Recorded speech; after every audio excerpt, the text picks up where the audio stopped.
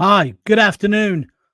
Keir Starmer and Albanese of Australia are playing a highly dangerous game with all of our lives. In this podcast, I'll explain exactly what I mean. I'll also tell you how many people are on the terror watch list. And also, I'll explain why I think the West has got it completely wrong when it comes to terrorism, completely wrong when it comes to Israel, and about how now, after Manchester, and indeed now after Sydney, they've got to take notice of what the Australian people and what the British people believe and want. Stay with me. Because when I say that Keir Starmer and Anthony Albanese of Australia are playing a dangerous game, I'd go even further. I'd say it's almost Russian roulette with our lives, innocent people's lives. I'm talking about political recklessness. I'm not talking about violence or threats and not collective blame. I'm saying recklessness in the face of known extremist threats. Recklessness when the United Kingdom, and I found out this morning with a simple Google, has around 40,000, yes, you heard me right, 40,000 individuals on terrorism watch lists. Australia, one of those two guys who committed that horrendous crime in the last 24, 48 hours, he was under surveillance by their security services, but still it was allowed to happen. You've got to ask the question, why? MI5, this is me quoting now, is aware of 40,000 people in the UK who pose a potential terrorist threat to all of us. These are figures reported by the Home Office and security sources right back to 2020. This number is not a single active watch list, but a broader database of individuals who have been assessed as presenting some level of risk. There's around 3,000 individuals who are considered to be of high concern and are under active and regular surveillance, so they live amongst us. But then there's closed subjects, over 40,000 individuals who were previously investigated but are not under active, constant surveillance. But authorities, and this is the killer line, believe there's a risk that they could re-engage in terrorist activity. It's very simple, similar this to the paedophile risk all those years ago, where they told us there was a multi-agency approach and these people would be kept to watch on. Of course, it's impossible. Now we're not just talking about the abuse of children, we're talking about potential terrorists living amongst us. And that's before you go on to consider the way the British police force and our politicians have dealt with, for example, the Palestinian demonstrations compared to others. So today, I'm not trying to spread panic, but I'm trying to say, what the hell are they up to? It's as if they're waiting every time, not just here in the United Kingdom where I'm based, but it would appear the same in Australia as well. I'm saying this is reckless, absolutely reckless. I'm saying it's almost Russian roulette, and I'm saying it's wrong and it needs to stop because it's recklessness when a synagogue was attacked in Manchester and when hundreds of thousands, it was 300,000 they reckon, marched through Sydney whilst anti-Semitic hatred is dismissed as nothing more than legitimate protests. When they marched in London and when they marched in Sydney, which was on a much bigger level, they were shouting from the river to the sea. It was a convenient excuse to actually preach hatred of Jewish people on the streets of Australia and on the streets of the United Kingdom. And what did our politicians do? I'll tell you, jack all. Albanese is as bad as Starmer. It's like open the door and let everybody in to our respective countries. Ignore what the common people want. So this isn't about race. It's not even really about religion. And it's not about silencing political disagreement. I agree with protesting. But I don't like, and I've never enjoyed or felt they were necessary, the Palestinian demos and the way people mix up Jewish people with the Israeli state when it suits them and separates them when it doesn't. So this is about leadership. It's about responsibility. And it's about what happens when governments refuse to enforce the same rules for everyone because they're afraid of backlash, or shall I go even further? They're scared of being called a waithist. But I've got one big question. Why do all these people want to come and live in a progressive liberal culture? Why do they want to bring their outdated, outmoded culture with them? And then I've got to ask you a question. How many warning signs do the authorities ignore before inaction, this is a hard line, becomes complicity? How many warning signs before inaction becomes complicity? Because the Jewish population in Britain, and from what I've been reading today and watching on the TV, it's the same in Australia. They've been saying that this is getting worse for months, years even. And our governments, both in Australia and in this country, have not done anything to stop it. Agree or disagree, put your views in the comments. But I'm saying Albanese, right? He's the PM of Australia. I'm saying he's as bad, if not worse, than Keir Starmer. Keir Starmer, if you don't know this in Australia, we call him two-tier Keir because he likes to have one set of rules for the people who are been here for years, and regardless of their colour and the rest of it, and another set of rules for other people. It's about time that this nonsense stopped. Are you with me or against me? So let's start today's little thing. And if you want to join in, feel free. Just write your comments and I'll come to them in a moment. This is an extra show because I've had time to really think through this whole subject. And I believe the West, the very structure of Western democracies is right on the cusp of being wiped out if we don't stand up to this threat. So let's start with one number that should stop any serious government in its tracks. There's around 40,000 people on the terrorism watch lists in the United Kingdom. No, that's not a typo. But it's also not a sign of success because a watch list is not a victory. It's surely an admission of risk. Yes, it's good we've got them on a watch list. One could ask, does it underestimate the threat? I don't know. But actually, if we know they're all there, that's a bloody big risk, isn't it? It certainly should mean we shouldn't be letting anybody else in flip-flops at Dover. And if that's racist, then so be it. It, of course, isn't racist. These people are criminals trying to break into our great country. Australia's had its own problems with this in the past as well.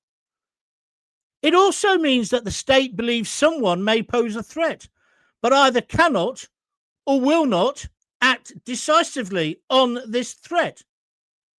So the obvious question to me is, what's the point of a frigging watch list that grows every year whilst attacks and attempted attacks continue to happen? I'll point you to Manchester, to the Synagogue.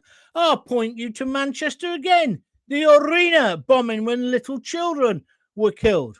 I'll point you now to Sydney. But of course, the government tell us resources are stretched. Well, of course they are, because you're letting in every Tom, Dick, and Abdul to the country. You're not assessing them. Let's look at Sydney. Those two guys, they're of Pakistani heritage. I believe the younger one was born in Australia. So what's the reaction today from Albanese? Exactly the same as Starmer and Yvette Cooper when she was Home Secretary.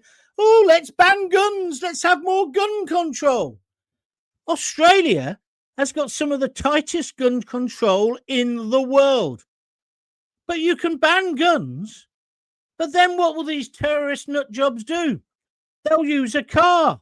They'll make a bomb. They'll produce ricin in the kitchens of the foster homes of daft English people who've been looking after them when they pretended they were only a child, when actually had a beard bigger than mine. I'm not making this up. These are things that have happened. It's things that are happening. So we're told resources are stretched. Well, in Britain's case, I've been saying for weeks, it's time to declare a state of emergency. We have got people living in our country who not only want to kill us, they want to rape white girls. We've got the Pakistani Muslim rape gangs. This Labour government had to be dragged to do a public inquiry into the industrial rape of white girls. Why? Was that a case of resources are stretched? We have allowed, because we're tolerant, we've been tolerant of the intolerant.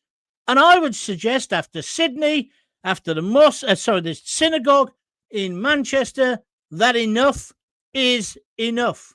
And how come it's one community that's causing these problems? I don't see this problem in the Sikh community, the Jewish community, and I don't see it in the Hindu community. Do you? We've got to call this out. That doesn't mean that every Muslim's a terrorist. But unfortunately, it does mean at the moment, nearly 98% of all our terrorists are from that community. Now, I know the government will say, oh, there's a rising tide of far-right extremism. Well, how about getting on top of that as well then? Or tell us how many are on the watch list for that. I bet it doesn't even get to 2,000. Now, let's move on. We're told surveillance is complex. Of course, there's too many. We're told prosecutions are difficult. Well, why? Because you tread on eggshells, and there's a whole army, a legion of leeching human rights lawyers who constantly want to undermine our democracy. Are you with me or against me? That needs to change. All of their excuses, none of them answer the core issue, because public safety is not theoretical, it's not academic, and it's not optional. The first duty of any Prime Minister, are you listening, Mr. Albanese? Are you listening, Keir Starmer? The first responsibility of you is the protection of your citizens. And clearly, Albanese, you have failed. So don't give me this hand-wringing liberal nonsense when you're the one who allowed 300,000 people to march across Sydney Harbour Bridge, basically at least just criticising Jews, but it wasn't that, was it? It was Jew hate. If 40,000 people are considered potential threats in the UK, then one of two things must be true. Think it through logically. Either the threshold for being listed as a terrorist suspect is too low, I doubt that, or the threshold for intervention is far too high. Whichever one it is, it's me, you, the public, carrying the risk, not Starmer. So I'm not here demanding a police state. I'm not asking for a clampdown. I'm just asking for our respective governments in both countries now to realise and understand the threat and be honest about the threat.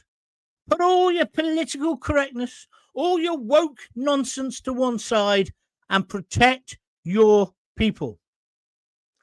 It's also this about asking why known extremists kind of allowed to sit in limbo, almost like sleeper cells, getting radicalized further, in this case, obviously within the family, whilst politicians reassure us everything is under control. And don't be a racist. Don't go on a Tommy Robinson thing and be fearful of the far right.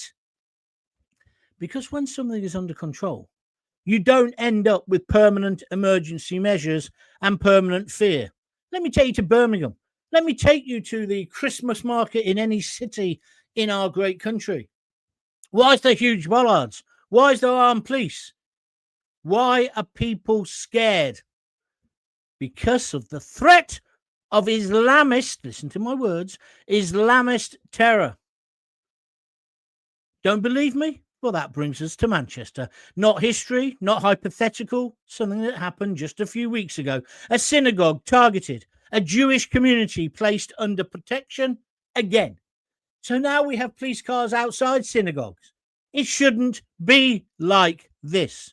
And of course, the language coming from the government is the same. Oh, it's isolated. It's unconnected. It's a lone wolf. There's no wider threat. We've contained it.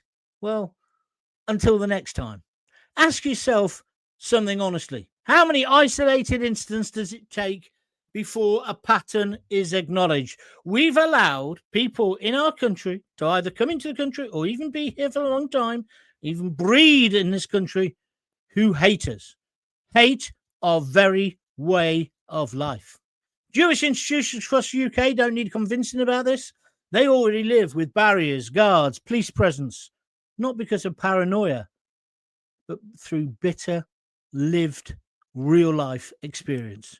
And yet, when anti-Semitism is discussed, leadership suddenly becomes hesitant.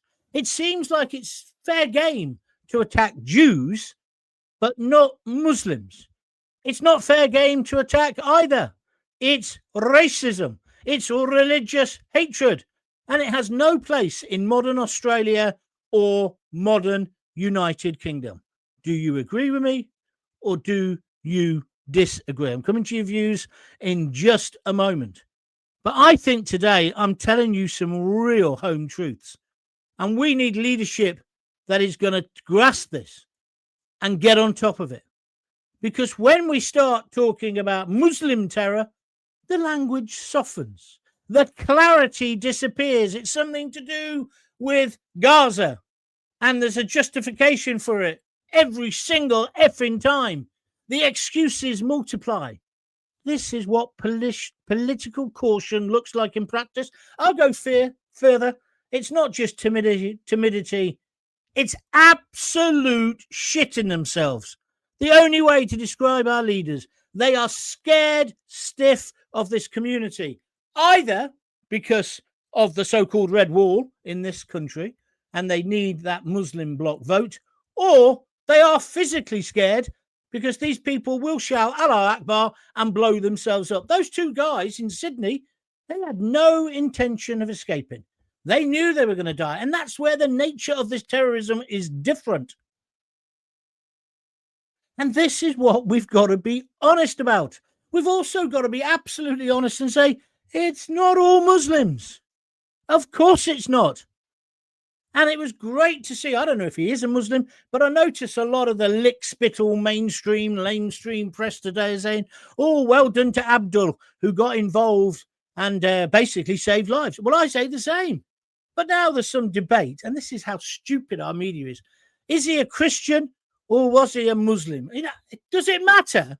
What he was a human being who thought people shooting innocent people on a beach was wrong. And so he intervened and put his own life on the line. It's not about being a Muslim or not being a Muslim. And even if he is a Muslim, that doesn't lessen the horror that these other two inflicted, these Pakistani Muslims. What we're seeing in the UK is now mirrored elsewhere, including Australia, where mass mobilisation and open hatred are waved through by the coppers, waved through by the state legislators, and even by the Prime Minister of Australia in the name of context, complexity, diversity. Well, it's got to stop. Jew hate has got to stop. Now, as you know, Sydney's held up as a success story of multicultural harmony. I guess most of the time it is. They've had hardly any of these violent outbreaks. I looked it up today. I think they've only got 12 on their watch list. But this guy was under watch. But that didn't stop hundreds of thousands, 300,000 they estimate, of Aussies marching across Sydney Harbour in protest linked to the war in Gaza. It's pathetic. Of course, peaceful protest is a democratic right. But what matters is what's tolerated on those marches. Would it be okay for me to march down a street saying, I hate Muslims? Yeah? From Bradford to the sea. Would that be acceptable? No, it wouldn't. No, it wouldn't. And what annoys me is that we are tolerant. We are not a racist country whatsoever. There are some racists and we always weed them out. But at the moment, the news is dominated by Nigel Farage and what he said or didn't say. They're still going on about it today when he was 13 years old. How about talking about people shouting death to the Jews? How about that? How about that? Because those crowds in Sydney, those chants, those signs, those symbols, and we've seen them in London as well, crossed a very clear line from political criticism into Jew hate, anti-Semitic hatred. Not against the government, not against the policy, against Jews. And instead of a firm and unambiguous condemnation, what we heard was hesitation.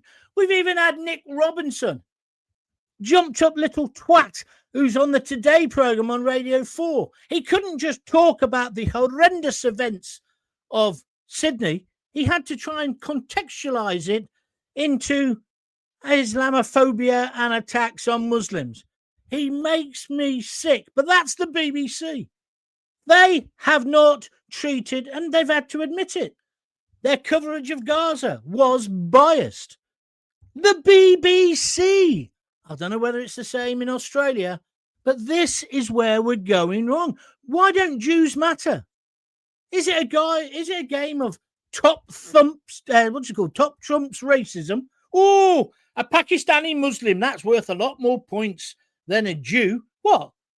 They survived the Holocaust. Oh, okay, we'll give them a few more points. Somebody from the Holocaust did die in Sydney. This is just a sick world we're living in. And then we're not allowed to criticise. It's even got to... I remember when I worked for The Sun, I did a massive article about banning the burqa. Now, if you say that openly, people immediately think you're a racist. What? To ban something that clearly subjugates women? No. No. And also isn't even part of that religion. It was added later. Also, whilst we're on that subject, ask yourself a question. In the United Arab Emirates, in Dubai, places like that, do you think they would allow these sorts of protests? No, they would not. We are so... Well, we're not. It's our leadership on all of the political sides. Incitement is wrong. Unless, of course, it's politically inconvenient, i.e., is it because I is a Muslim? That is exactly how enforcement now looks. It's two-tier. There's two sets of rules. And I think it's got to stop. When Tommy Robinson has a march, they're still looking for people to arrest. When people went crazy after the Southport slaughter of 3 little girls, they were in prison before the sweat stains under their armpits were dry. And now they want to get rid of trial by jury. I wonder why. And where is Starmer when there's an outrage? Starmer went to Southport, he got called a wanker and he ran away. Only stopping to call anybody who protested a far-right thug. Where's he been since the woman in Warsaw got the screwdriver in her head 19 times by an illegal immigrant? Where was he when the chap got murdered in the street walking his dogs by an illegal immigrant? And where is he on the two Afghan illegal immigrants who raped a 15-year-old girl in a park in beautiful Leamington Spa? Where's the big condemnation? Nowhere. Last night, he had a lovely shot. It was beautifully filmed of him lighting his Hanukkah candles in the window of Downing Street. How convenient, Sir Keir, that you had a professional photographer there when you did it. You stinking, filthy, spineless hypocrite. Agree or disagree? By the way, this is the John Gaunt podcast. I'm coming to your comments in a moment. It's fear. It's not tolerance. Because when massive crowds do any of the things I've just described under the banner of a so-called fashionable cause like Free Palestine, well, what do you have to do to get a free Palestine? It's that kind of stupidity. The response suddenly becomes cautious, even apologetic. So before the police smash you across the head with a truncheon or a baton, they ask your permission. They don't do that with Tommy Robinson's crew, do they? So this isn't tolerance. I'm telling you, it's fear. I think our police live in fear of these extremists, these Islamists, and that doesn't help the community itself. I remember, again, when I was on BBC London, do you remember Captain Hook, Abu Hamza, or whatever his name was? He had taken over the mosque. And I remember falling into the trap saying, these bloody Muslims praying in the park, playing in the street, praying in the street, causing all this trouble. And then I had a phone call from a Muslim who said, I can't give you my name, but I'm on the committee of the mosque. This man has taken over, but the police won't do anything. It's mobsters like him. Now he's in a high security prison in America, of course. They know how to deal with them. This man, of course, is the one who hated our country. He only had one hand. I don't know how he managed, but every week he managed to pick up his dole. Oh, yes, he did. And that's what's wrong. And I'm telling you, people in authority were scared of people like him. And Amjam Ramajam Chowdhury. I interviewed him several times. I know what he is. He's he is a bloody gangster, right? A religious gangster. So what I'm saying is there's fear. There's fear in the streets and panic of Westminster. And fear from government is contagious. It tells the extremists who live amongst us they can push even further. It tells minorities that they're on their own because basically we give up, or government starts talking about the block vote, or government starts talking about all Muslims are the same, but they would accuse me of being a racist if they were attacking me, but it's okay for them. No, it's not. No, it's not. There are communities, I should think, who are living in fear. It also tells the wider public, whether we're Muslims or not, that the rules are no longer applied equally. That's how you get two-tier justice, two-tier policing, and a two-tier society. Now, Manchester and Sydney are not the same city. I've never even been to Sydney. I'll have an invitation if you want me to come. Starmer and Albanese are not the same leader, but the pattern is identical. Known risks, clear warning signs, and an absolute reluctance, shitting bricks, to act early. And then strong statements only after the damage is done and the body bags are being zipped up. This is what I mean by a dangerous game, a game of Russian roulette. Not because politicians necessarily want harm, but because they're gambling that restraint, delay, and careful wording will somehow prevent it. That these savages, the Islamists, the ones who are doing these crimes, that they will play by our rules. But history tells the opposite. Extremism doesn't fade when ignored. It grows when tested and not challenged. So the question isn't whether we value tolerance. The question has to be, is tolerance, and whether tolerance still has boundaries, and whether our leaders are willing to enforce those boundaries. And that's the vital question that Keir Starmer and Anthony Albanese, or whatever his name is, need to answer. Do you agree with me, or do you disagree?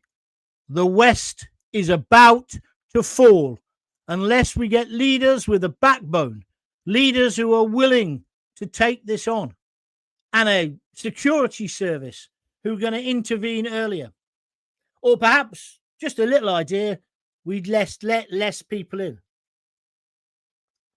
Perhaps we go as far as Trump and say there are certain countries that we're not going to take people from anymore. That'll be shouted down as racist, fascist, won't it? But the first duty, and I repeat this, of any government, of any leader, is the protection of its people. But do you feel safe? Thank you. No good on a watch list. They shouldn't be here at all, says Pete Dawson. We're opening the comments now if you want to say anything. Pam Millett says on Facebook, 40,000 on the watch list. That's complacency. Nick Hogan says this is not about race nor religion on Facebook. It's about time we talk about culture, and particularly about cultures that don't align with ours. That's what I've been trying to say, Nick. Thank you for summing it up. Pam Millett, Labour have known about these rapist gangs for years. It's been happening until a majority of Labour within a majority of Labour-run councils. London by Khan. Can we really expect Starmer to investigate his own Labour people that have been allowing these gangs to thrive? I don't think so. Well, it isn't just Labour councils, Pam, to be fair, but you're right. It has to be all of them have to be investigated. Anybody else want to talk about what I've said? Politicians are responsible for all this shite, says Mark is fine. Thank you, Robin Day, on YouTube. Den Spinks, I think there is still anti-Semitism within the Labour government, though it's all kept hush. Now, Den, that's a very interesting point. Because, of course, under Corbyn, there was all this purge, wasn't there? After Corbyn, sorry, when Starmer came in. You think it's still there. But, of course, Starmer is married to a Jewish woman. I've never understood it. I don't understand why people are so anti-Jewish. I just don't get it. I also don't understand why we don't support Israel more, one of our closest allies. They're the ones who are trying to operate a democracy. And I don't understand why we've got to a stage where there are no rules. There are no expectations anymore. Anyway, if you want to comment, feel free. This is the John Gaunt Show. I'm normally here at 6 o'clock every night. I will be later on if you want to join in, Monday to Thursday. Best way of following me, or the best way of helping me, is to go to John Gaunt TV on YouTube. A little pop-up comes up and says, do you want to subscribe? Say yes, doesn't cost any money. And then it means you'll always know if I'm doing extra shows. Like today, this is an extra show. I did one yesterday as well. It just helps you keep informed. And likewise, if you like what I'm doing or saying, please feel free to donate. If you click on the YouTube screen, if you just click the $sign, you can donate whatever you want. A couple of quid, 10 quid. What do Australia have? Dollars. Some Australia will convert it, whatever. Or go to www.buymeacoffee.com/John Gaunt and donate there anything from a $5 upwards. Please help me out. It's obviously totally independent, this. You wouldn't get this on the BBC. John Allen says it's been going on since the 70s. What has? The rape gangs or just everything? I think you're right. Kim Krasnicki. Gaunty, what a surprise. I'm glad Facebook sent me this notification. No problem, Kim. Now you know I'm here. Join John Gaunt TV on YouTube and you'll never miss a show. It's free. Who's this from? Miss Chloe Celeste. That's a nice name. John, you and I and millions of others have watched for decades. I'm 56. This disaster unfolding. We voted against this invasion repeatedly. If 1% of the 4 million Muslims here are Islamists, well, that'll be carnage. Well, I don't know what the percentage is. What I do know, I've got Muslim friends, and I'm not just saying that I have. But I'm not anti-Muslim. I'm anti-Islamist fanatics and terrorists. And I hope you are too, which I think you are by the sound of it. She also does say, I'd like to see how much stronger condemnation from their community leaders, but I'm not holding my breath. That's a fair point. That is a fair point. Although I did notice in Australia, the Muslim funeral director guy, they're refusing to deal with the body. And you know, normally when a Muslim dies, don't they have to be buried like Jews within 24 hours? They're refusing to handle the body. So I think that's positive. He should just be chucked in a trash can, shouldn't he? Anyway, well, that would be too good for him. Denise Deacon, what I can't believe is the hate of Jews. You and me too, Denise. I don't know exactly what's happened in Gaza, other than a lot of it is propaganda. I don't know if Israel has done terrible things, but I do know Hamas has. However, I also know Jewish people aren't to blame, because all I see is that they're very peaceful people. I know there hasn't been a Jewish person. I know there hasn't been a Jewish person who hasn't committed a terrorist attack. The hate for Jews has got to stop. We owe it to them. Brilliant points. Brilliant points. Thank you, Denise. Removing trials by juries, the government will be able to easily prosecute all of those who speak out against this diabolical Labour government. It will be government rule at total end of democracy. Exactly. Exactly. Thank you, Pam. Oh, now we've got some criticism. Somebody who's so brave, he won't even use a proper name. OTG 1433 says, yawn, yawn, another talking head. Talking head? You think that's what I'm doing? Fair enough. Do you know what? You don't have to watch. Go and watch something else. Go and get your prejudices reinforced somewhere else. Off you go. See you later. What is it with Starmer and Ukraine rent boys? Well, at the moment, that's a legal case, so we're not going to go there. I thought we were just going to talk about Ukraine. No, I don't feel safe anymore in my country. They're starting to move Muslim men into my town. You mean asylum seekers or flip-flop warriors? I know what you mean, Pam. Listen. Starmer today. Starmer's going to Ukraine again today, isn't it? Or Germany. They're having a meeting again about his coalition of the useless and about how to bring peace to Ukraine.